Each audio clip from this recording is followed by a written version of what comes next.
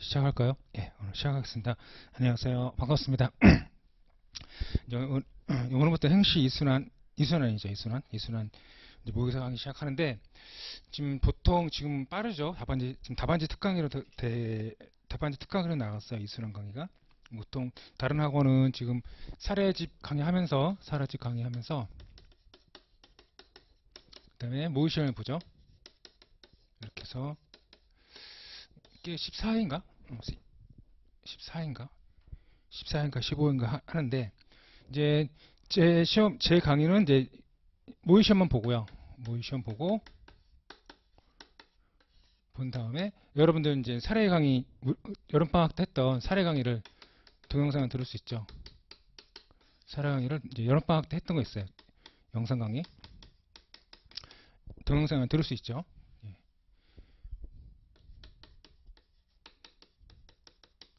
다른 학원이 이게 사례집하고 모의 시험 해가지고 14인지 16회인지는 정확히 제가 기억을 못하겠어요. 14회인지 16회인지 정확히 기억을 못하겠는데 아무튼 우리는 이제 10번 시험 보고요. 그다음에 사례 동영상을 12회를 들을 수 있죠. 22회죠. 22회. 꽤 많아요. 이거. 그래서 이제 이렇게 했으니까 여러분들 이제 이번 시간에는 이제 모의 시험 보시고 강평 들으시고 그다음에 이제 뭐죠? 뭐 한다 그랬지? 대면 첨사 받으시고 그렇게 해서 이제 이순환을 하시면 돼요. 10번 정도 답안 쓰시면 되고요. 실강의는 모의 시험만 보는 거지만 이제 사례 강의 동영상을 들을 수 있으니까 부족함이 없을 겁니다. 횟수상으로는 22회잖아요. 횟수상으로는 22회니까 부족함이 없을 겁니다. 그리고 강의 끝나고 나서 사례 강의 들은 것들 중에 많은 사례집 중에 이해가 어려운 부분이 이해하기 어려운 부분이 있을 수 있잖아요. 이것도 질문하시고 그렇게 하시면 됩니다. 예, 사례 강의 같이 들으시면서 하시면 됩니다. 이렇게 하시고 좀 빠른 감이 있어요. 답안지 특강이라서 빠른 감이 있긴 한데 그래도 면도 맞는 게 낫다고 이제 답안지 일단 써보시는 게 제일 중요합니다. 일단 써보셔야 됩니다. 써보시지 않으면 뭐 잘 쓰든 못 쓰든 나중에 문제고요. 나중에 문제고 일단 써보시지 않으면 이제 합격할 수가 없어요. 예, 그래서 이제 저 같은 경우는 이제 잠깐 제가 첫 시간이니까 오늘 좀 여유 있게 해서 어차피 시험만 문제만 풀면 되니까 저 같은 경우를 말씀을 드리면 몇 가지 말씀을 드릴게요. 제가 어떻게 2차 공부했는지 그것만 잠깐 말씀드리면 그게 도움이 될 수 있을 수 있어요. 다른 시간 때는 기본 강의 때나 뭐 서머리 강의 할 때는 진도나게 바빠가지고 여러분들한테 이런저런 얘기 못 해드리는데 지금 이순환 강의는 지금 어차피 우리는 사례 강의 안 하니까 사례 강의 동영상 강의 들으면 되니까 이제 여유가 있어요. 제가 처음에 2차 시험 공부할 때 이제 1차 시험을 두 번째 붙었어요. 첫 번째 떨어지고 두 번째 붙었어요. 첫 번째 1차 시험 왜 1차 시험을 얘기하냐면 지금은 행정법을 2차에서 보지만 옛날에는 행정법을 1차에서도 보고 2차에서도 봤어요. 그래서 1차에 행정법이 있었어요. 객관식으로 있었어요. 이게. 그리고 2차에서도 이제 행정법이 사례로 있었었죠. 주관식으로 이제 사례를 봤죠. 이렇게 봤죠. 행정법을 1차에서도 보고 2차에서도 봤습니다. 이제 저는 이제 대학 졸업하고 나서 군대 갔다 와가지고 공부를 했기 때문에 했었거든요. 그래서 대학 다닐 때는 뭐 행시니 뭐 고시에는 별로 관심이 없었고요. 없다가 이제 군대를 갔죠. 군대를 가서 어찌어찌 해가지고 군대 있던 얘기는 빼고 어찌어찌 해가지고 이제 군대 제대하고 나서 행시를 해야겠다 마음 먹고 학교로 돌아왔습니다. 학교 들어오니까 군대 가기 전에 학교에서 공부하던 형들이 아직도 공부하고 있더라고요. 그때는 제가 군대가 2년 반 정도 됐었거든요. 근데 군복무기간이 지금보다는 길었는데 아무튼 군대 제대하고 나서 학교 돌아와 보니까 아직도 공부하고 아직도 있더라고요. 군대 가기 전에 공부하고 있었는데 군대 갔다 와서도 거기서 공부하시더라고요. 그래서 그 형들한테 내가 행정법 공부할 거다, 행시할 거다라고 말씀을 드리니까 이제 형들이 어떤 말씀을 하시냐면 저 같은 경우는 이제 그 형들은 이제 대학 다닐 때 고시 공부를 이제 하고 있었기 때문에 학교 강의를 꾸준히 학교 강의를 꾸준히 들었어요. 뭐 법학과 수업을. 근데 저 같은 경우는 이제 법학과 뭐 고시에 전혀 관심이 없었기 때문에 법학개론만 듣고 들은 적이 없어요. 학교 다닐 때 법학개론 말고 들은 게 없었어요. 법학개론 이것만 듣고 말았어요. 이거 막 대학을 졸업했어요. 이것도 C 플러스 나왔을 겁니다. 아마 제 기억에 잘하지도 못했어요. C 플러스 재미가 없어가지고. 그래서 이제 들은 게 하나인데 형들이 그러는 거야. 네가 행시하는 건 좋은데 네가 지금 바로 신림대 가서 공부를 하면 행정법 강의를 들으면 무슨 말인지 잘 못 알아들을 거다. 그래서 자제할 거니까 그러지 말고 7급 강의부터 들으라고 하더라고요. 일단 쉬우니까 7급 강의는 이제 어려운 학설을 잘 안 하거든요. 어려운 학설들은 잘 안 하고 해도 간단간단 해주고 그 터치가 넘어가지고 그 정도로 하죠. 7급 강의를 추천해 주더라고요. 어떤 선생님을 강의를 추천해 주셔가지고 그거 가서 들으라고. 7급 강의는 한 2달 하거든요. 2달 2개월을 해요. 2개월 동안 수업을 들었죠. 그래서 그 선생님이 아직도 아직도 안 잊어먹어요. 그 성함도 아직도 안 잊어먹는데 제가 공부하면서 수많은 강의를 들었겠죠. 근데 거의 다 기억이 남는 선생님 없고 몇 분 안 계세요. 몇 분 안 계시고 이분하고 나중에 또 2차 공부할 때 했던 이제 선생님 얘기를 할 거예요. 이분이 첫 번째 수업 들은 거예요. 7급에서 강의 들으면서. 그래서 2달 강의 듣고 나서 쉬웠어요. 형제법 어렵지 않네 해가지고 들으면서 뭘 했냐면 김동희 교수님 책을 봤어요. 지금 김동희 교수님 보니까 작년에 돌아가셨던데 이 책이 대한민국에서 나온 행정법 책 중에 제일 쉽습니다. 가장 쉬워요. 이지입니다. 이지. 지금 이 책 말고 이 책 이후에 나온 책들조차도 이 책만큼 쉽게 쓰인 책이 없었어요. 그래서 강의 듣고 체육 강의 2달 동안 들으면서 기본서를 봤죠. 이렇게 같이 이거 가능하죠? 이거 못 가능하겠어요? 그렇게 나서 이제 1차 시험 봤는데 첫 번째 시험에 떨어졌어요. 그때 행정법이 85점 나왔는데 행정법 85점 맞고 떨어졌어요. 이제 왜 행정법 떨어진 게 아니고 잘한 거죠. 체육책 보고 이렇게 보고 갔으면 85점 맞으면 잘한 거죠. 그런데 이 당시에는 이제 한국사를 또 봤어요. 한국사도 객관시로 왔어요. 한국사도 1차에서 객관시 봤습니다. 여러분들 이거 패스로 하죠. 패스페일로 하죠. 여러분들이 한국사 검정 시험인가요? 뭐 그걸로 패스제를 하잖아요. 근데 그 문제를 제가 본 적이 없어서 문제의 수준이 어떤지 난이도가 어떤지는 잘 모르겠어요. 근데 이 당시 문제가 그렇게 지저분했어요. 그래서 65점 맞았어요. 65점. 한국사를. 그리고 떨어졌죠. 한국사 70점 맞으면 붙는데 한국사 70점 맞으면 붙는데 70점 맞으면 붙는 시험인데 실시를 못 넣어 떨어졌어요. 근데 이런 와중에 이런 시험조차도 80점 맞는 친구들이 있더라고요. 얼마나 부러운지. 예를 들어서 우리나라 다음 중 14세기 책이 아닌 것은 이런 식이 나와요. 14세기 책 4개 주고 15세기 책 하나 주고 15세기 책이 답이죠. 다음 중 13세기에 만들어진 탑이 아닌 것은 이런 식으로 나온 거죠. 그러니까 13세기 만들어진 탑을 4개 주고 14세기 만든 탑을 하나 주고 이렇게 문제를 냈어요. 이게 못 맞추죠. 저 같은 사람은. 아무튼 그렇게 해가지고 1차 한번 떨어지고 나서 실현동에 돌아왔습니다.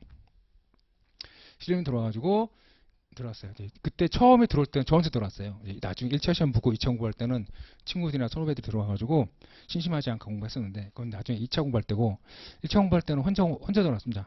저 혼자 여기 들어와가지고 혼자 공부하는데 아침 먹고 도서실에 책 보고 점심 먹고 또 책 보고 저녁 먹고 책 보고 이렇게 하는 것이 너무 단순하더라고요. 학교에 있을 때는 친구들이랑 농담 떠먹기도 하고 왔다 갔다 이제 학교 주위를 돌아다니고 걸어다니고 하고 산책도 하고 했었는데 실험동에서는 그게 없더라고요. 너무 심심했어요. 그래가지고 안 되겠다. 수업을 하나씩 들으면서 하자. 그래가지고 행정법 강의를 듣기 시작했습니다. 하나를. 그 당시 행정법 강의를 들은 것은 2차 강의였어요. 제가 1차 강의를 1차 시험 못 붙은 상태에서 2차 강의를 들은 거예요.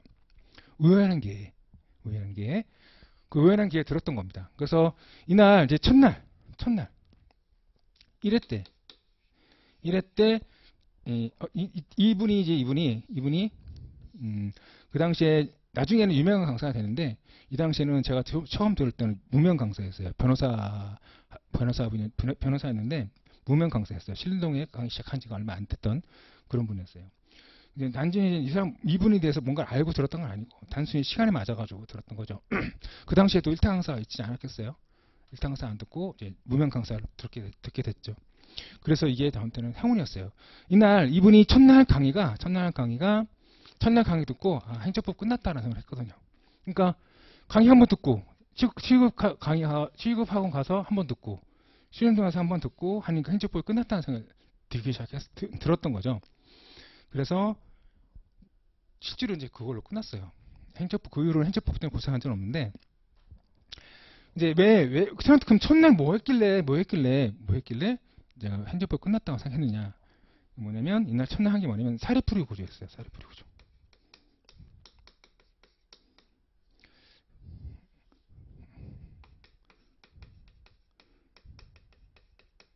사례풀이 구조. 예. 이것은 사례풀이 구조는 제 강의, 기본 강의나 서머리 강의 들어서 보시면 아실 거예요. 첫날 하는 게 있어요. 제가 첫날 하는 강의가 있어요. 사례풀이 구조. 예. 기본서 순서대로 정리하는 게 아니고 사례풀이 방식대로 정리하는 내용이 있어요. 이거 듣고 행정법이 끝났죠. 예.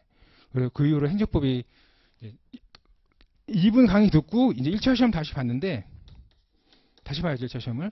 그때 행정법이 95점 나왔습니다. 많이 나왔죠? 이제 한국사가 70 안 나와도, 한국사가 75점만 나오면 합격하는데, 한국사가 70 안 나와도 행정법에서 10점이 올라가가지고 붙을 수 있었던 거죠. 물론 이때 한국사도 점수 올라갔습니다. 올라갔는데, 한국사 굳이 안 올려도 행정법 10점이 오르는 바람에 붙을 수 있었죠. 그때 전체 제가 행정법 전체 1등 먹었어요. 합격자 중에. 전체 1등 먹었습니다. 이 법률전원에서 정보공개 청구를 해줘가지고 제가 1등 한 걸 알았어요. 제가 직접 알아본 건 아니고, 법률전원 아시죠? 고시 신문사. 거기서 그 당시에 그 행정자치부였나? 그 시험주강 부서가 행정자치부에다 정보 공개 청구해서 합격자 이제 점수들의 분포도를 받아가지고 공개를 했죠. 그래서 제가 그때 1등 한 걸 그때 알았어요. 그 다음에 2차 공부할 때 한 번, 두 차례는 꽈락 맞은 게 없어요. 행정법은요. 꽈락 많이 나오죠? 제가 2차 시험 4번 봤는데 4번 받고 4번째 붙었거든요. 꽈락이 한 번도 나온 적이 없어요. 첫 해조차도 꽈락이 한 번도 없었어요. 그리고 4번 중에 2번이 브리타가 나왔었어요. 브리타.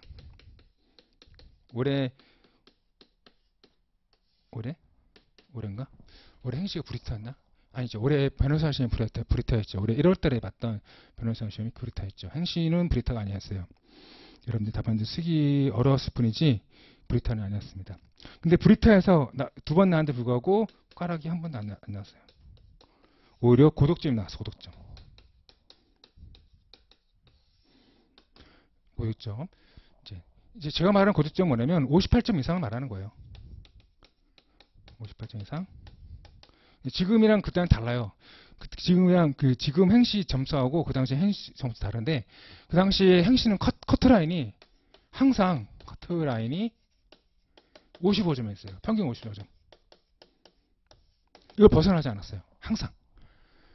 제가 시험 볼 때 당시 기준에서 그 후, 그래서 10년 전후는 항상 커트라인이 55점이었어요. 지금 다르죠. 그러면 이제 커트라인 55점이니까 대신 나오죠. 그러면 수석이 있을 거 아니에요. 수석이 60점이었어요. 수석 평균 점수가 60점이었어요. 그러면 이제 나오죠. 이제 이 커트라인 꼴찌고 수석은 1등이니까 이 근처 얻은 거 맞으면 되는 거죠. 그렇죠. 이 근처 얻은 거 55점 이상 맞으면 이제 합격하는 점수죠. 그리고 60점 가까워 가고올수록 이제 등수는 올라가는 거고, 55점 가까워 가고올수록 꼴등이 가까워지는 거고, 55점 밑이면요 떨어지는 거죠.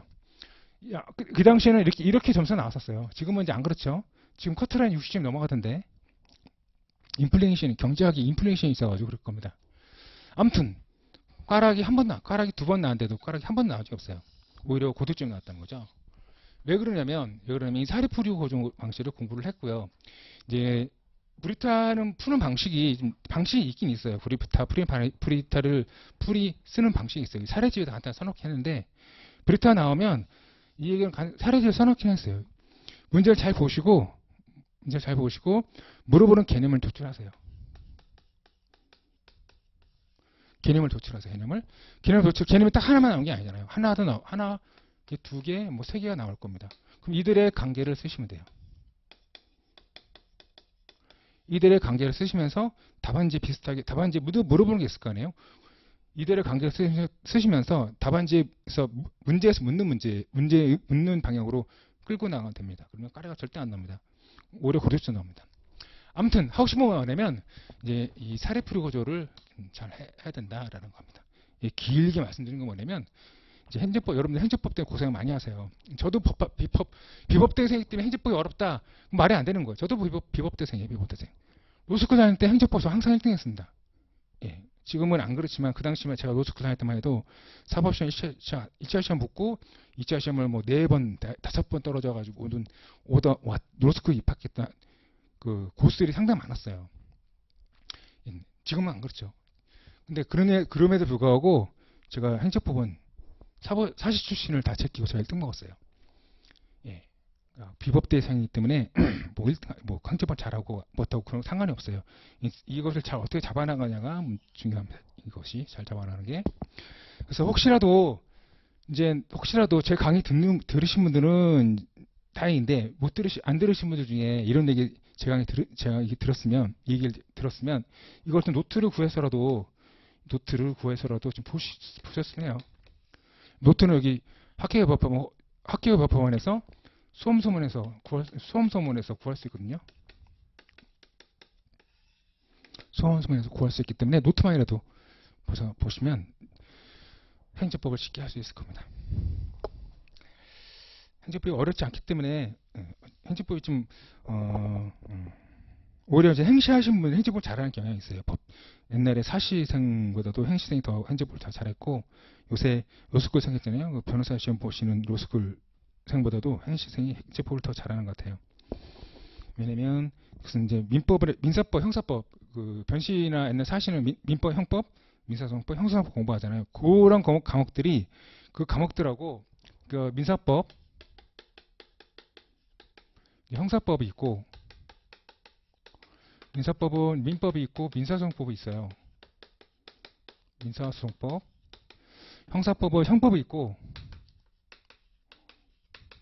형사법이 있습니다. 근데 이게 이제 민사법 공부할 때 민법 공부하고 나서 민사소송법 공부하고 그 다음에 형사법 공부할 때 형법 공부하고 나서 형사소송법 공부하거든요. 이렇게 공부하거든요. 이렇게. 근데 행정법은요? 행정법 안에 하기 전에 민법이 실체법이고요. 형법이 실체법이고요.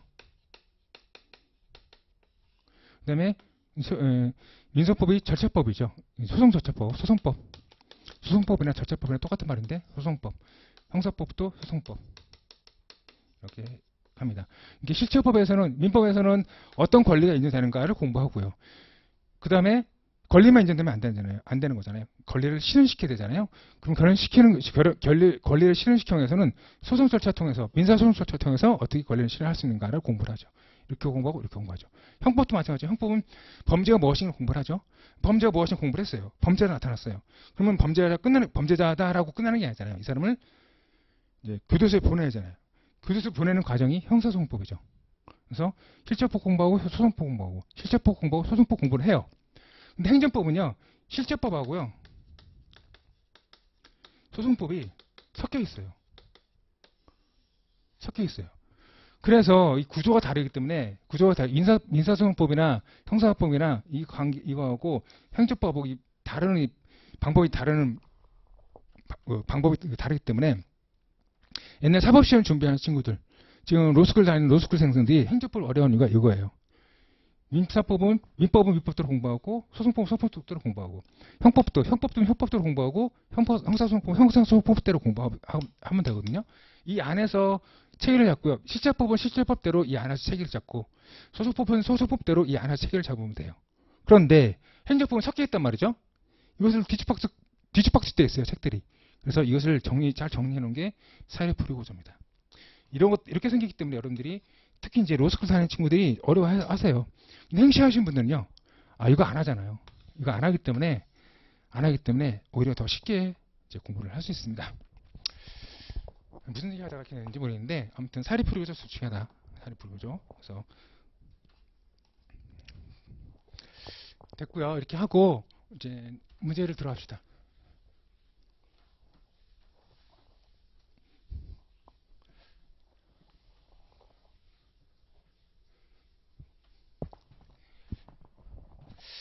이거 이제 1번 문제는 1문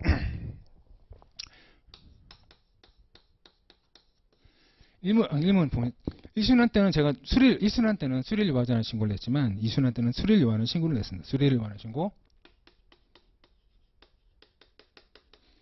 수리 동그라미 신고, 수리를 요하지 않은 신고는 수리를 요하지 않은 X, 수리를 요하는 신고는 동그라미 이렇게 표시할 겁니다. 문제부터 읽어보시면 갑은 2013년 1월 8일 장기 요양기관이자 노인의료복지시설인 땡땡 실버센터에 실루신고를 마쳤다. A는 2017년 12월 10일 갑의 명의를 위조했다. 동그라미 위조해가지고 부천시장 을에게 대표자 변경에 의한 노인의료복지시설 폐지 및 장기 요양기관 폐업 신고를 하였다.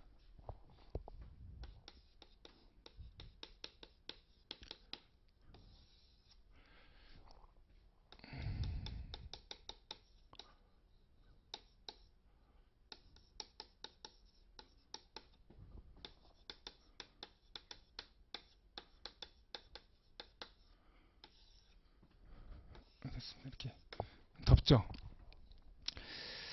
그래서 그 다음에 부천시장 을은 2017년 12월 19일 이 사건 각 신고를 수리하였다. 그런데 A는 2021년 7월 14일 감명인 노인의료복지시설 폐지 신고서 및 장기요양기관 폐업 신고서를 위조하여 부천시청 공무원에게 행사하였다는 범죄 사실로 벌금 200만원 선고받았고 이 판결을 그대로 확정되었다. 정리하면 갑이라는 사람이 있고요. 이제 부천시장 을에게 이제 신고를 하죠. 장기 요양기관 설치 신고, 그다음에 노인 의료복지시설 설립 신고. 설립 신고 줄입시다. 그냥 설립 신고를 했습니다. 신고를 했어요. 그래서 부천시장이 이제 수리를 했고, 그 다음에 그런데 갑이 열심히 설립 신고를 해서 열심히 영업을 하고 있는데 이제 A라는 사람이 감명인을 위조합니다. 감명인을 위조를 해가지고 폐업 신고. 여기서는 두 가지 폐업 신고를 하죠. 노인의료복지시설 폐지 신고, 그 다음에 장기요양기관 폐업 신고 두 가지 합니다. 아무튼 각 신고를 합니다. 위조를 해가지고. 그래서 3번 4번 부천시장이 을이 수리합니다. 수리합니다. 이렇게 해놓고, 그럼 이게 지금 문제에서 잠깐 여기 보시면 문제 1번 보시면 1번 이 사건 각 신고 수리가 취소성의 대상 적격이 있는지를 설명하시오.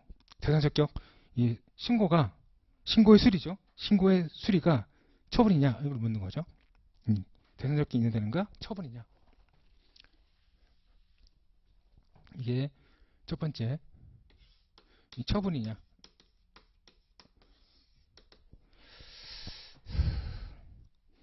그 다음에 2번을 좀 이따 보고, 이제 참조조문 사건 보시면 노인장기 요양보험법 36조랑 보시면 이것은 이제 결론부터 알고 계시면 좋은데, 이게 이제 노인의료복지시설 폐지 신고, 그 다음에 장기요양기관 폐업 신고의 수리는 판례가 수리를 요하는 신고를 봅니다. 수리를 요하는 신고를 봅니다. 수리를 요하는 신고.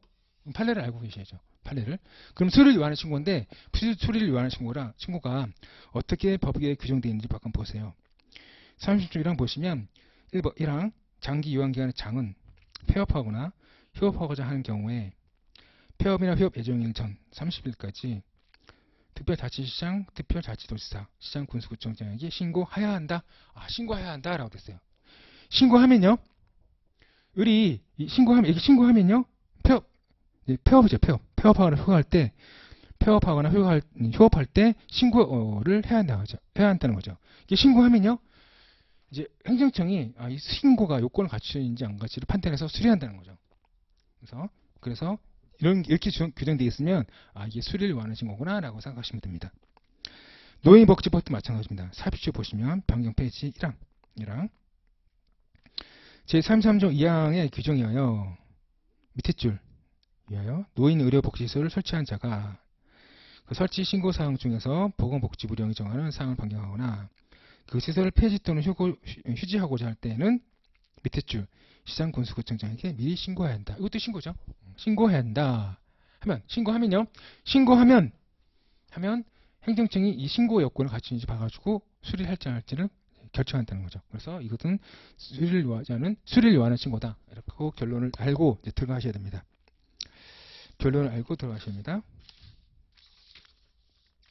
2번 문제는 좀 이따 보고 그래서 해설을 봅시다. 이제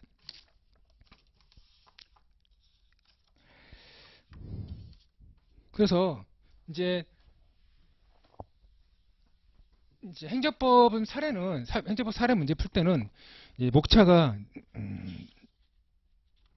얘기인데 행정법 사례 목차가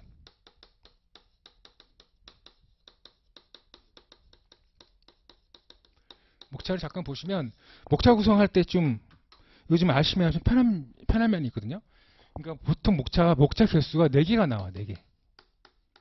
이 문제가 10점짜리일 수도 있고 뭐 15점짜리일 수도 있고 20점짜리일 수 있는데 요새는 25점 이상은 잘 안 나오죠. 옛날에는 25점, 30점짜리 나왔는데 지금은 25점 이상은 잘 안 나오고 10점이나 15점이나 20점이 나와요. 뭐가 됐든 목차는 4개 정도로 구성한다라고 생각하시면 돼요.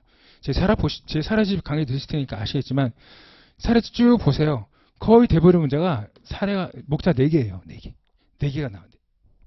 4개가 나와. 4개가. 간혹 가다가 3개 나오는 경우도 있어요. 간혹 가다가 5개나 6개가 나오는 경우도 있어요. 논점이 많으면. 논점이 적으면 3개. 논점이 많으면 4개, 5개, 6개가 나오기도 해요. 대부분 목차가 4개면 4개. 80%예요. 이게 80%가 목차가 4개 정도 나온다고 생각하시면 돼요. 그러면 첫 번째 목차 있을 거 아니에요? 1번 목차. 두 번째 목차, 2번 목차. 세 번째 목차, 3번 목차. 네 번째 목차, 4번 목차인데 1번 목차하고 4번 목차는 정해져 있죠. 1번 목차는 문제의 소재고요. 맨날 쓴 거잖아요. 1번 목차는 문제 소재. 4번 목차는요. 사안의 해결. 결론이죠. 결론 부분. 예, 결론이죠. 결론 부분. 근데 답은 어디서 쓰냐? 문제 쓸 때 답은 어디다 씁니다. 3번 목차였습니다. 문제에 대한 답은 3번 목차에 쓰게 돼 있어요. 그러면 2번 목차 뭐냐? 2번 목차는 또 뭐냐? 이 답을 쓰기 위한 선제적으로 쓰는 것들을 쓰세요. 선제적으로 쓰는 것들. 선제적으로 쓰는 것들을 일반론. 일반론을 쓰는 거죠. 목차를 일반론을 쓰는 거죠. 일반론을 쓰는 거 제일 대표적인 게 뭐냐면 이 처분이냐? 물론 오는 문제는 이제 처분이냐라는 것을 쓰는 건 아니지만 아무튼 일반적으로 쓰면 일반론에 쓰는 가장 대표적인 게 처분이냐 아니면 재량행위냐 이 논의입니다.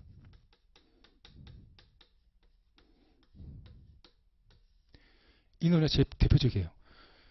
물론 이제 오는 문제는 이거 쓰는 게 아니고 다른 거 쓰는 거지만 뭐 이 사건 수리가 수리를 요하는 신고인지 여부 해가지고 신고에 쓰시고 신고에 의의를 쓰시고 수리를 요하는 신고 쓰시고 이렇게 일반 내용 쓰신 다음에 이 사건은 수리를 요하는 신고다 아니다라는 걸 쓰시는 내용이죠. 아무튼 일반으로 씁니다. 이렇게 두 번째 목차에 그 세 번째 목차에 답을 씁니다. 답을 쓸 때 목차를 문제를 가지고 목차를 만드세요. 문제를 가지고 목차로 구성하세요. 이렇게 하시면 아주 편합니다. 목차도 외우실 필요가 없어요. 저희도 공부할 때 목차 정리해서 목차 키워드 만들어서 외우고 다녔거든요. 예. 목차 이렇게 정리하고 사례집 있는 목차 정리하고 목차 안에 키워드 정리해서 여기도 키워드, 여기 키워드 정리해서 목차 키워드 노트를 만들어서 외우고 다녔어요. 저는 그렇게 했어요. 일반적으로 그렇게 했던 건 아니고 하는 친구도 있었고 안 하는 친구도 있었고 그랬었는데 목차 키워드를 만들어서 정리했죠. 아무튼 이 목차 3번째 목차 만들 때 3번 목차 만들 때 굳이 목차를 이렇게 외울 필요는 없다는 거예요. 암기할 필요는 없다는 거예요. 억지로. 왜냐? 문제 나왔으면 문제를 가지고 목차를 만들어 버리면 3번 목차 그냥 나오잖아요. 근데 2번 목차는 1번 넣었으니까 1번 넣었으니 이거 외울 필요 없잖아요. 그죠? 1번 넣었으니 거니까. 그래서 기본서에 있는 내용이니까. 그래서 이렇게 쓰면 돼요. 그래서 보통 4개의 목차가 나오고요. 1번 목차는 문제 소재, 4번 목차는 사안 해결. 이렇게 쓰시면 되고 항상 쓰는 거죠. 그 다음에 답은 어디다 쓴다? 세 번째 목차 쓴다. 세 번째 목차에다 밑에 쓰는데 여기다 쓰는데 목차 만들 때 문제를 가지고 이렇게 3번 목차를 만든다. 그러면 목차를 외울 필요는 없죠. 그 다음에 두 번째 목차는 3번 목차를 쓰기 위한 선제적으로 쓰는 것도 있다. 선제적으로 쓰는 거 있다. 그게 일반노다. 일반노 대표적인 게 초분이냐 재량이냐 이게 제일 많이 나오는 겁니다. 오늘 문제는 여기 해당되지는 않아요. 우리 수리를 요하는 친구다 아니다. 그런 내용을 써야 되는 거죠. 아셨죠? 목차 만드는 방법 아셨죠? 이 정도만 써도 훌륭하죠. 훌륭합니다. 아셨죠? 목차 만드는 방법은 되게 쉬워요. 세 번째 목차만 잘 만들면 돼요. 그래서 아무튼 그렇게 해가지고 이제 이렇게 해놓고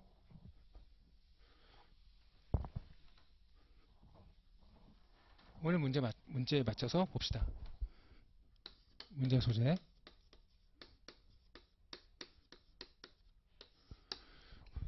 문제 소재. 문제에서 이 사건 각 신고의 수리가 취소된 대상이 됐고 인정되는지가 문제된다. 그러니까 수리가 문제에서 수리가 이제 취소된 대상이냐?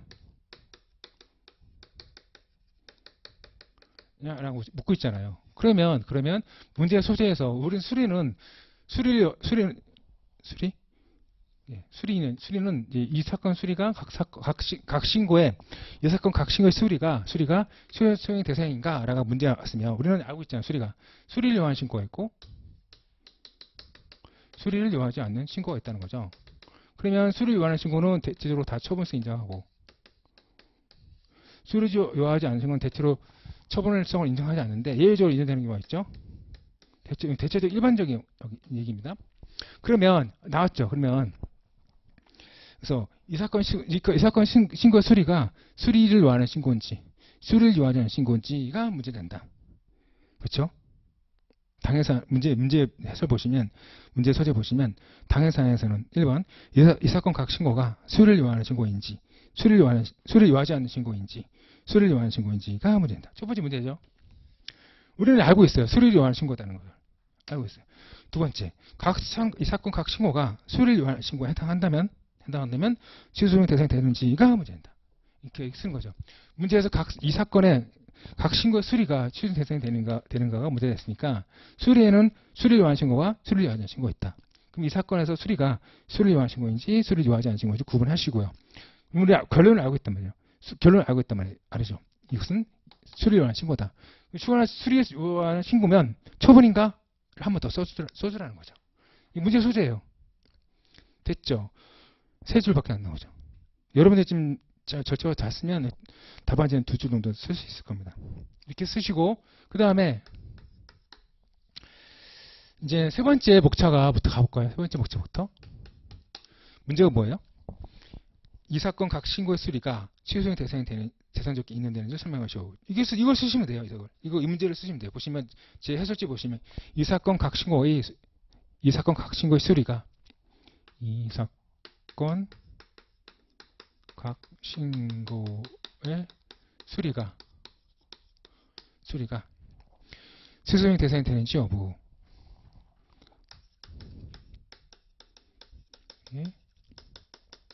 대상이 되는지 여부. 이게 3번 목차입니다. 이게 길죠? 길어도 상관없어요. 길어도 상관없습니다. 이렇게 써시면 답안지 채점하시는 분들이 더 편하세요. 네, 결론은 사안 해결였습니다. 그거. 이 3번 목차 나왔어요. 이제 그럼 이 사건 신고의 수리가 취소 대상이 되는지 여부가 문제가 이 답인데 이걸 쓰기 전에 선제적으로 쓰는 거 있다는 거죠. 일반론. 네, 일반론. 그래서 보시면 그래서 이 사건 수리가 수리를 관한 신고인지 여부 이렇게 달았어요. 이 사건 신고의 수리가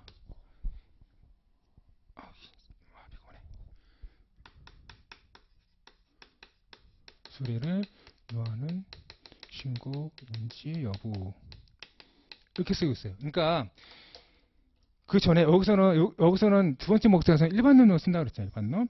일반론 뭐예요? 수리를 요하는 신고와 수리를 요하지 신고를 쓰는 건데 문제에 대한 목차를 좀 더 자세히 쓰라는 거죠. 뭘 썼어요 지금요? 이제 문제를 가지고 쓴 거야. 문제를 가지고 이 사건 수리가 여기 나왔어요. 이 사건 수리 문제를 가지고 이 사건 수리를 가지고 이제 쓴 거예요. 이렇게 안 쓰고 2번 목차에다가 뭐 수리 쓰고 그다음에 수리 종류 이렇게 써도 상관없어요. 상관없는데 이제 문제를 이렇게 쓰시면 좀 구체적으로 문제를 가지고 구체적으로 좀 쓰시면 답안지만 목차만 봐도 채점하시는 분들이 금방금방 눈치채요. 제 사례집이 이렇게 돼 있어요. 사례집이.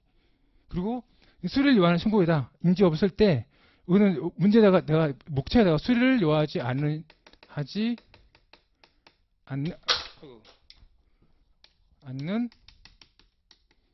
신고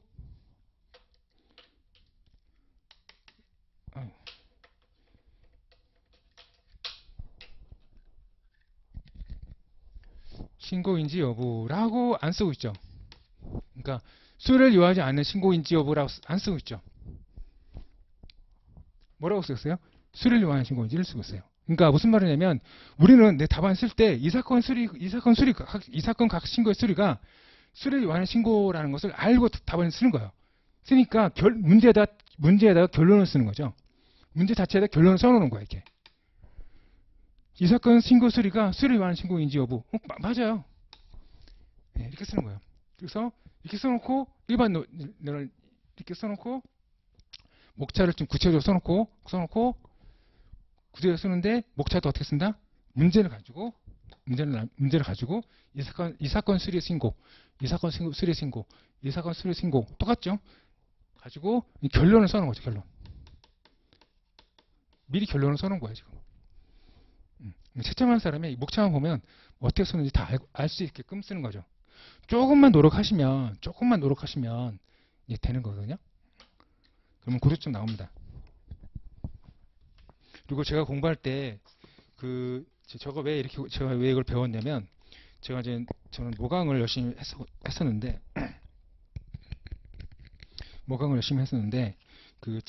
그때도 최고답안 나온을 내준 학생이 있었겠죠. 저는 처음 1차 시험 보고 나서 2차 시험 공부할 때 저는 최고답안 못 냈죠. 당연히 공부가 안 돼 있어서. 그래서 최고답안이 나오면 이제 답안지 쓰고 나서 다음날 뭐 주냐면 내 답안지 채점한 내 답안지 주고요. 학생들이 쓴 나랑 같이 답안지 썼던 최고 답안지 주고요. 그 다음에 예시 답안지를 줍니다. 이제 학원 선생님이 쓴 예시 답안지를 줍니다. 이렇게 세 가지를 주잖아요. 이렇게 내 답안지, 채점된 내 답안지, 그 다음에 나랑 같이 시험 봤던 친구들 중에 최고로 잘 쓴 답안지, 예시 답안지를 줍니다. 예시 답안지는 이제 학원 선생님이 쓴 예시 답안지를 줍니다. 이건 세 개를 두고 옵니다. 들고 와서 어떻게 공부하냐면 처음이니까 2차 답안지 쓸 때 처음이니까 뭐 개발 많이 부족하죠. 많이 부족해요. 그럼 이제 노력했기 때문에 이제 채점하신 분들이 그래도 친절하신 분한테 그러면 뭐라고 많이 써줘. 이렇게 코멘트를 많이 해줘요. 이렇게 코멘트를 많이 해줍니다.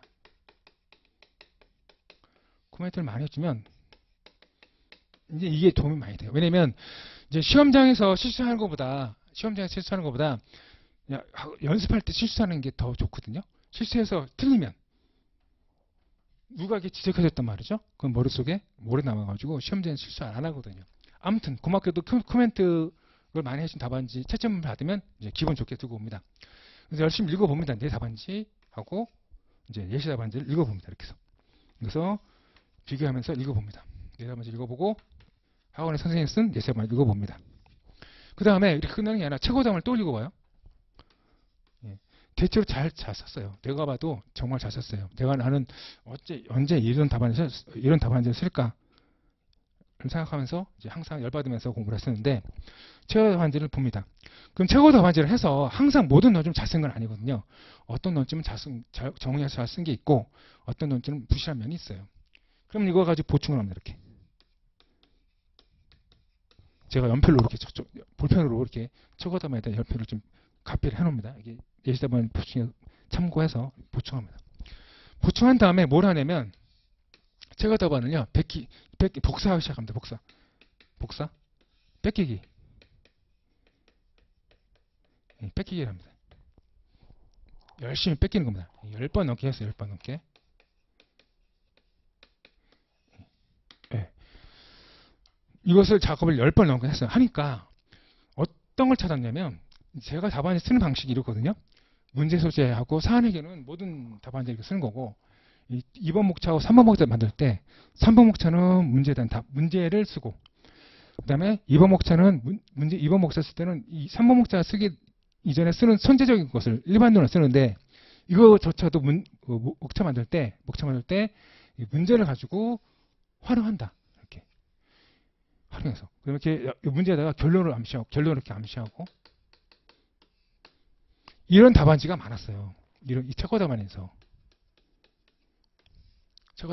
이런 답안지가 많았어요.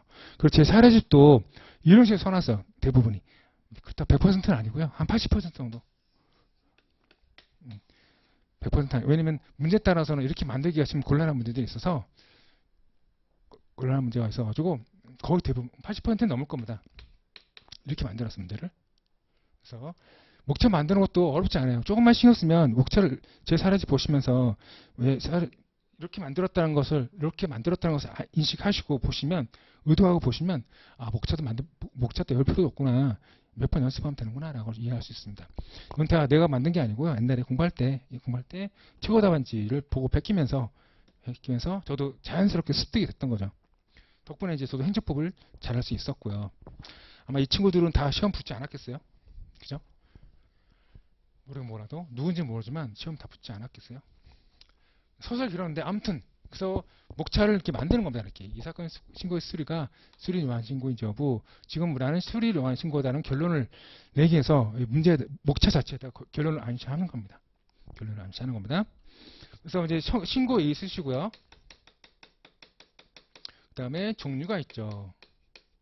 신고의 종류가 있고 보시면 신고의 보시면 사연의 공법행위로서 신고는 사연의 공법적 효과의 발생 목적으로 행정기관에게 일정한 사안을 알리는 행위다. 신고가 뭐예요? 공법적 효과의 발생 목적으로 알리는 거다. 통지다. 알리는 행위. 이것이 신고다.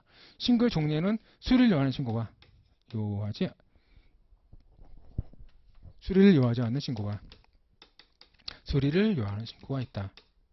수리를 요하는 신고는 바로 통지하면 공법적 효과 발생 하는데 수리를 요하는 신고는 상대방이 통지하고 행정청이 수리를 해야 효과가 발생한다. 이렇게 써놓고 일반론 써야죠. 써놨고 그러면 이제 수리를 요하지 않은 신고와 수리를 요한 신고가 있는데 구별 기준이 뭐냐? 구별 기준. 그래서 수리를 요하지 않은 신고, 수리를 요하는 신고. 됐다. 잠깐 책 정리 잠깐 하시면 로마자 2번 이 사건 각 신고가 수리를 요하는 신고인지 여부. 목차를 왜 이렇게 만든 게 아니에요. 결론을 이 사건의 각 신고의 신고 수리가 수리를 요하는 신고라는 결론을 내기 위해서 결론을 목차에다가 암시를 해놓은 거예요. 이렇게 쓰시면 행정법 수석합니다. 이렇게 써가지고 쓰시면 행정법 수석합니다. 이렇게 쓰는 게 여러분들이 익숙하지 않지만 이렇게 쓰는 게 답안지 쓰는 게 더 쉬워요. 목차를 이렇게 인식하시고 이렇게 답안지 이렇게 쓴다고 목차 쓴다고 인식하시면 목차 만드는 게 어렵지가 않아요. 몇 번만 연습하시면 돼요. 목차를 특별히 외울 필요도 없고 그 얘기를 하는 거예요 지금. 다 외울 수는 없잖아요. 제 사례집이 제일 얇은 것 같은데 제 사례집만 해도 550페이지 넘어가요. 제일 얇아.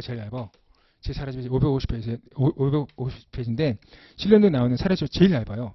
그래도 만만치 않아요 양이요. 이거 다 어떻게 외울 거야? 말이 안 되지. 외울 필요는 없고요. 그냥 목차를 만드는 방식을 익히시고 사례집 보시면 이렇게 해서 목차가 만들어졌구나 하시고 사례집 보신 다음에 답안지 쓰면 되죠. 외울 필요 없잖아요. 그죠? 그래서 그 얘기 하는 거예요. 그래서 책 봅시다. 로마자 2번 이 사건 각 신고가 소리를 요하는 신고인지 여부. 1번 신고 의의와 종류.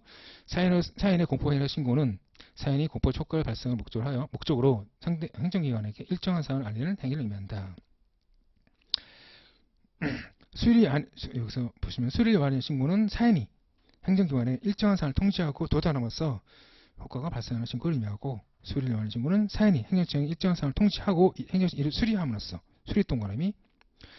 수리를 요하지 않은 신고는 위쪽으로 올라서 수리를 요하는 신고는 셋째 줄 통지 동그라미. 통지하면 효력 발생하고요. 수리를 요하는 신고는 수리 밑에 줄 수리를 함으로써 법적 효과가 발생한다. 구별 기준 보시면 이 관계법령과 신고의 성질을 고려해서 구별합니다. 근데 이 사안에서는 신고의 성질 말고 관계법령만 써놨어요. 그냥 아까 봤죠? 아까 참조도모에서 노양장기 요양보험법, 노인복지법 읽어봤어요. 그래가지고 그거 보고 판단하면 돼요. 보시면 이제 따라서 관계법령 신고 의무만 규정하고 있대요. 근데 실질적 요건에 하는 규정이 없대요. 근데 신고 요건에 한해서 행정청이 형식적 심사권을 갖는 경우는 소리를 요하지 않은 신고다. 그러니까 관계법령에서 지금 이 사건은 관계법령만 검토하면 돼요. 참조조문만 보고 검토하면 되는데 신고 의무만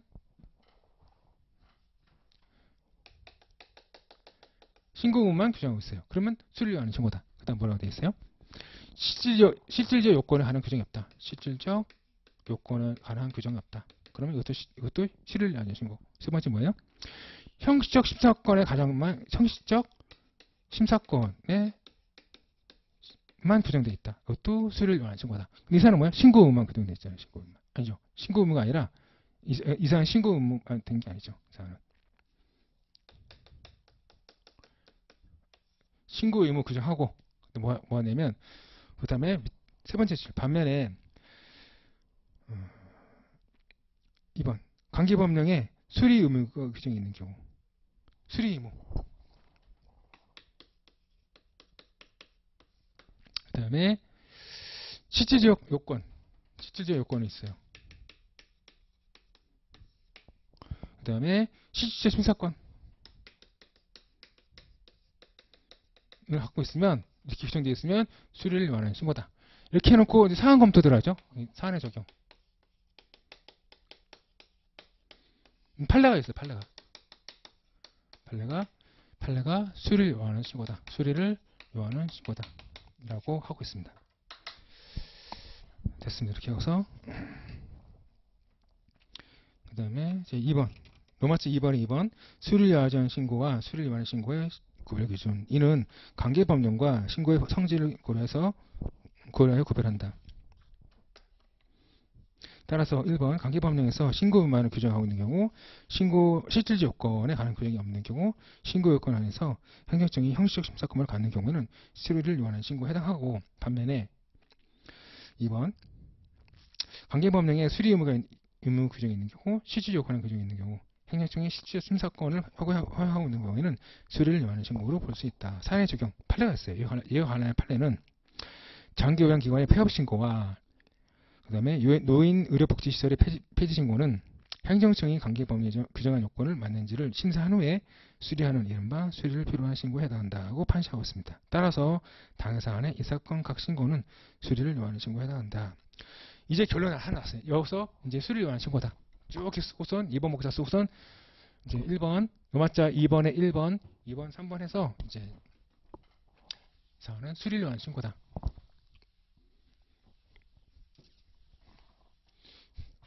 그래서 수리를 요하는 신고다. 수리를 요하는 신고다. 이렇게 결론을 맺었죠. 그래서 그 다음에 이렇게 일반전을 쓰신 다음에 이제 문제에 대한 답을 써야죠. 좀 허무하긴 한데 그래도 로마서 3번 이 사건 각 신고 수리가 취소의 대상이 되는지 여부. 가만히 보면 문제를 목처럼 만들어 쓰고 있다는 걸 알고 있어요. 로마서 2번은 문제를 활용해서 결론을 암시하고 있고 로마서 3번은 문제를 가지고 문제를 가지고 목차를 만들고 있다는 거. 1번 수리를 요하는 신고에서 신고 수리가 처분인지 여부. 수리를 요하는 신고란 말이죠. 수리를 요하는 신고에 대해서 수리를 하면 이 수리가 뭐다? 준법률 행위적 행정행위 중에서 준법률 행위적 행정 행위 중에서 수리에 해당한다. 그래서 처분이다. 너무 허무하죠? 이렇게 허무한 문제도 써보셔야 돼요. 어떻게 항상. 예.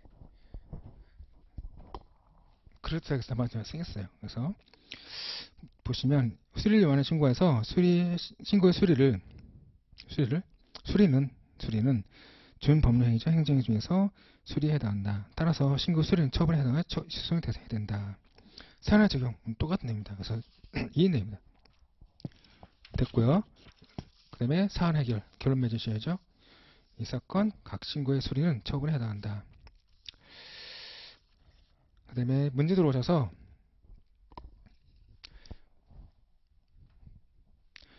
갑은 이제 원래 사업을 한 사람이잖아요. 갑은 부천시장 을이 이 사건 각 수리에 대해 다투고자 한다. 그러니까 이제 A가 갑명의를 위조해가지고 폐업 신고했잖아요. 폐업 신고한 것을 부천시장 수리했잖아요. 수리를 다투고자 하는 거예요. 수리를. 그런데 2020년 11월 현재 제소기에 도가하여 무효등 확인서를 제기하였다. 이때 수소부문은 어떤 판결을 하였는가? 단 소송권은 갖췄다고 전제함. 이제 갑자기 신고해서 무효등 확인서가 제기 나왔어요.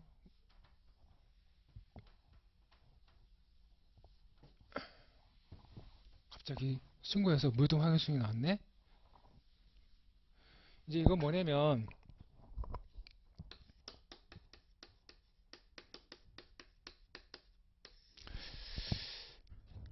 갑이 있고 갑이 처음에 신고를 했고 그 다음에 부천시장이 우리 수리를 했단 말이죠. 했는데 갑이 A죠. A가 갑명의를 위조해가지고 갑명의 위조해서 폐업 신고를 했어요. 폐업 신고 해가지고 이제 행정청이 수리했단 말이죠. 이걸 다투는 거야. 이걸 갑이 이걸 다투고자 하는 거야. 이것을 무효등 확인소송을 제기하는 거죠. 네, 무효등 확인소송을 제기하는 겁니다. 그러면 이 수리가 무효사유인지 치유사유인지를 봐야 되는 거죠. 무효사유인지 치유사유인지 봐야 되는 거죠. 그러면 이 수리에 근거가 된 이 폐업신고 A가 갑명의를 유지해가지고 한 폐업신고가 이 효력이 뭔지 봐야 되는 거예요. 이것도 중대명령을 가지고 판단합니다. 이것도 이 사인의 공법행위잖아요. 이게 사인의 공법행위인데 이 사인의 공법행위가 위법한지 아닌지는 중대명령을 가지고 판단합니다. 교재에 있어요. 이 사인의 공법인데 이것도 위법한지 아닌지는 중대명령을 가지고 판단하는데 이것 따르면 무효가 돼. 무효가 돼요. 그러면 무효가 되면 사인의 공법행위가 무효예요. 이렇게 무효인 사인의 공법행위를 취해서 행정청이 어떤 수리를 했단 말이죠. 이게 어떤 영향을 미치는가? 이 문제입니다. 그래서 이게 사실관계잖아요. 사실관계인데 A가 갑명의를 위조해가지고 폐업 신고했단 말이죠. 이것은 A가 갑명의를 명의를 위조해서 폐업 신고하면 사인의 공법행위에 해당하는데 이 사인의 공법행위를 위법성 어떻게 판단한다? 중대명백성을 판단한다. 중대명백성을 판단해보니까 무효다. 여기까지 문제 없어요. 무효다. 그럼 무효에 기초해서 행정청이 수리했단 말이죠. 이것은 어떤 영향을 미치는가? 이걸 묻는 거예요. 만약 무효사유에 해당하면요. 무효사유에 해당하면 무효동 확인성은 이제 이기겠죠. 갑이. 치유사용 상대하면요, 지겠죠. 그런 거예요, 지금. 그래서 이제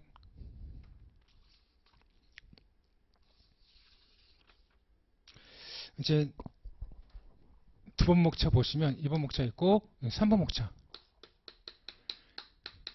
수소법원의 판결. 이제 문제를 답을 쓴 거예요, 문제를. 이게 문제죠. 수소법원 판결. 이게 문제의 답이에요. 사안 해결은 됐고. 이 문제는 이제 여기가 좀 많아. 쓸 게 많죠, 여기가. 이제 이 문제에 대한 답을 쓰기 전에 선제적으로 쓰는 거. 일반론을 써야 되죠, 일반론. 일반론을 쓰는 거죠, 일반론을. 여기 보시면 사연의 공법의 하자와 행정의 효력 이렇게 써놨어요. 사연의 공법 행위의 하자와 행정의 효력을 써놨어요, 이렇게.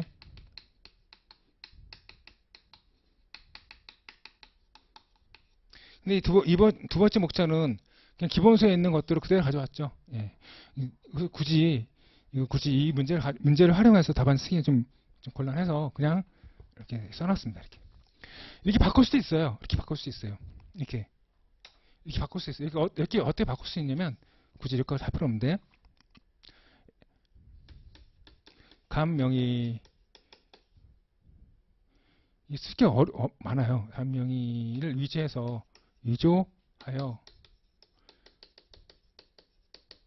폐업 신고를 한 경우에 을행정청의 수리에 어떠한 영향을 미치는가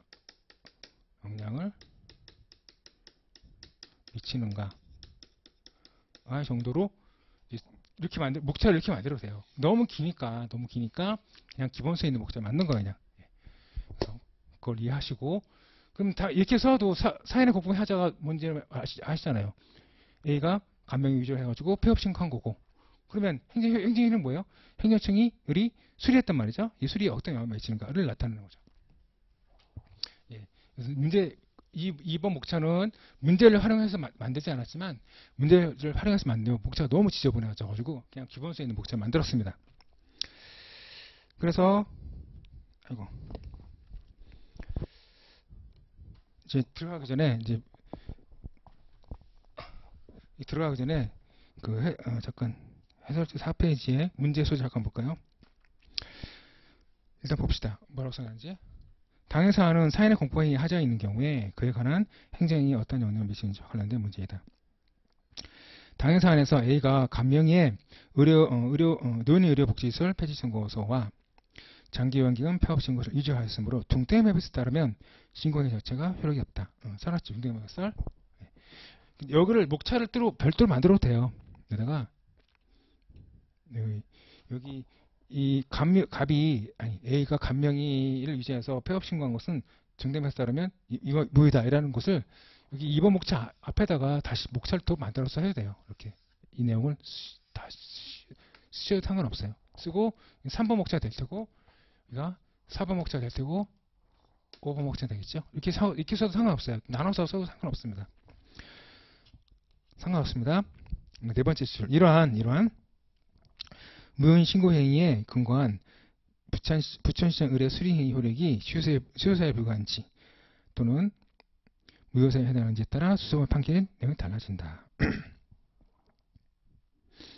네 번째 2번 사연의 공포의 하자와 행정 효력 문제점 보시면 사연의 공포행위가 행정의 발령이 단순한 동기인 경우는요. 사연의 공포행위 하자는 행정의 효력이 아무런 영향을 미치지 않는다. 그러나 사연의 공포행위가 행정의 전제 조건인 경우에는 행정 효력의 가능성 효력에 대입한다. 이제 이걸 쓰는 거지. 여기가 중대 명백설에서 A가 감명 위조를 해가지고 폐업 신고한 것은 무효예요. 중대 명백설에서 무효예요. 그럼 여기 어떤 영향을 미치는가? 책에서 그림 그려놨죠. 그림 그려놨어. 이게 여러분들 그림을 좀 이해할 수 모르겠는데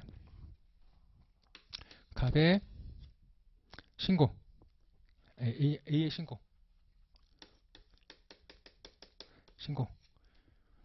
그 다음에 여기가 뭐로써 A 신고가 뭐냐면 행위요건적 공포행위입니다. 행위요건적 공포행위.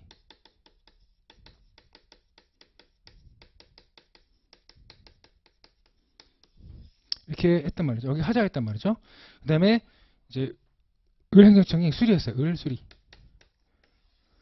여기 어디냐면 행정위 효력입니다. 행정위 효력.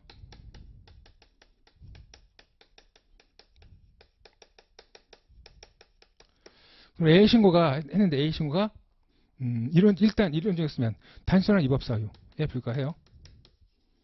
위법 사유는 취소 사유에 불과하다는 뜻입니다. 그러면 학설이 대립하는데 여기 보시면 취소 무효 구별설.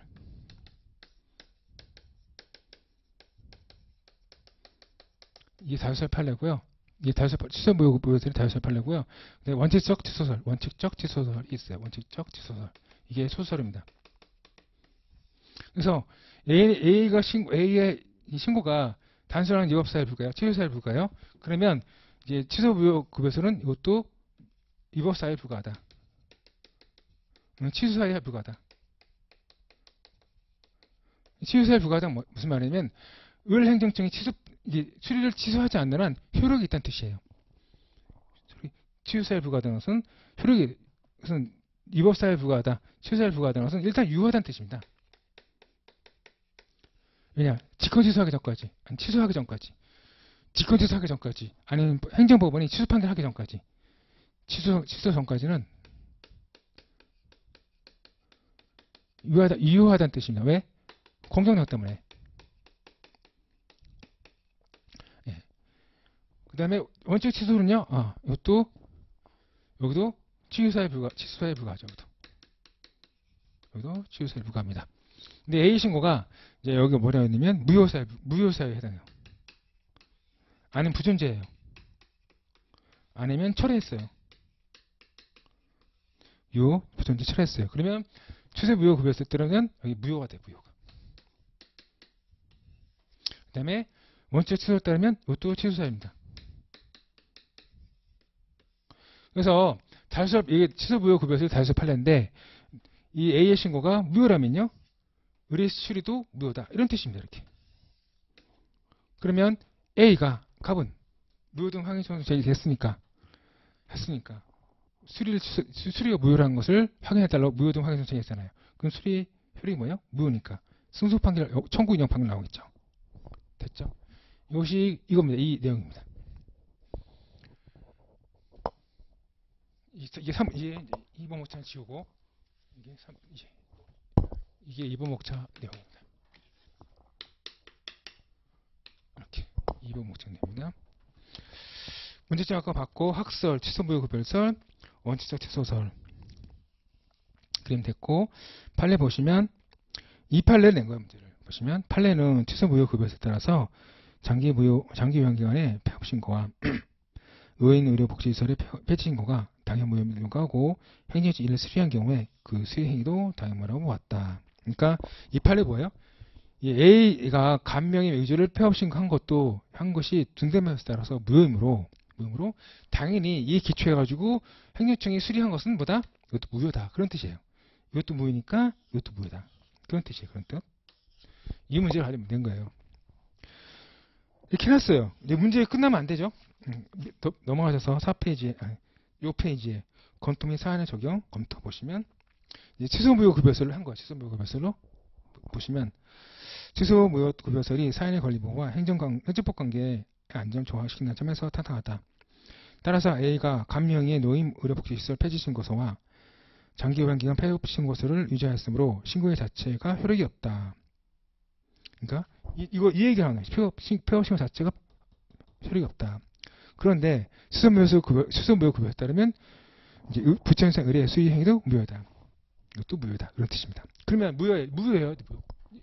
그래서 간단히 정리하면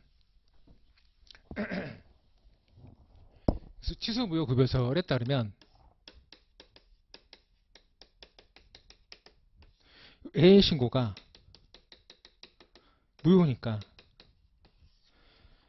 의뢰 수리도 무효라는 거죠.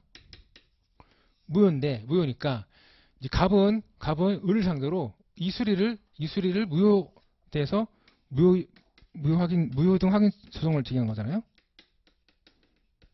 그럼 어떻게 판결해야 되냐? 여기서 청구인용 판결이죠. 뭐 허무하죠. 예. 청구인용 판결을 해야 됩니다. 허무하죠. 그래서 무효 등 확인 소송은 행정적인 처분 등의 효력 유무 또는 존재 여부를 확인하는 소송이다. 행정소송법 4조 2호를 쓰시고요. 그런데 부천시장 의뢰 수령인은 무효이므로 수소부분은 의용 판결을 해야 한다. 수소부분 판결, 청구인용 판결하고 사례 해결 그대로 뺏기시면 되고 이 문제를 바꿔서 무효사유에 해당하잖아요. 무효사유에 해당하잖아요. 그럼 갑이 무효 등 확인 소송을 제기한 게 아니고 취소송을 제기했어요. 이런 경우에 이렇게 나올 수도 있어요. 그러니까 의뢰 수리는 무효란 말이죠. 무효니까 무효 등 확인 소송을 제기하면 되는데 갑이 잘 몰라 행정법을 잘 몰라서 취소송을 제기한 경우는 어떻게 되냐? 예, 이게 문제가 될 수, 이렇게 바꿔서 낼 수도 있어요. 이것은 쉬었다가 이 문제가 쉬었다가 이문에 있어요. 이문. 이것은 논점은 똑같습니다. 예. 쉬었다가 이문을 봅시다.